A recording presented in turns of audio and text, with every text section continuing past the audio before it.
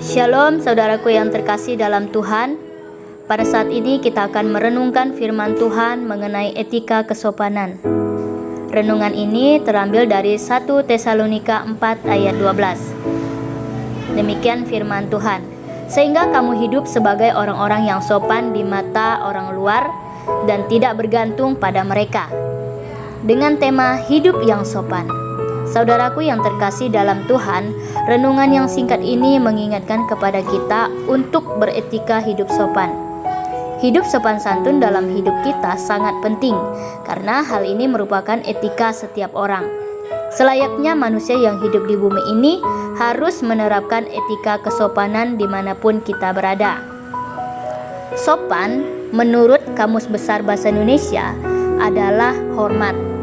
Tertib menurut adat yang baik budi bahasa, dan sebagainya.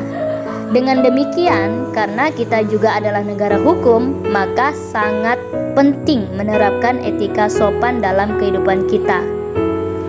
Namun, tidak jarang orang yang kita temukan, baik itu anak muda dan orang tua, bahkan anak Kristen dan non-Kristen, melanggar etika kesopanan.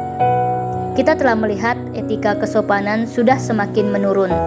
Akibat perkembangan teknologi dan zaman membuat orang kurang peduli akan orang lain.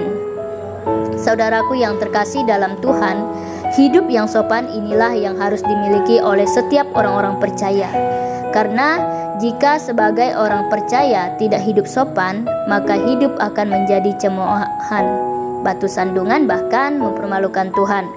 Memang pada umumnya hidup sopan bukan suatu hal yang mudah dilakukan.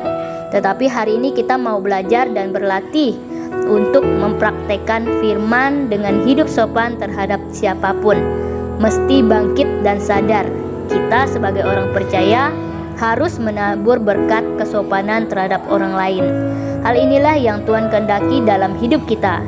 Mari kita lakukan hidup sopan adalah hidup yang tenang, jangan suka ribut satu dengan yang lainnya, dan menjadi orang yang masa bodoh terhadap aturan.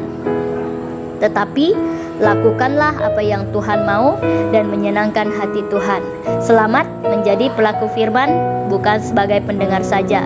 Tuhan memberkati kita semua.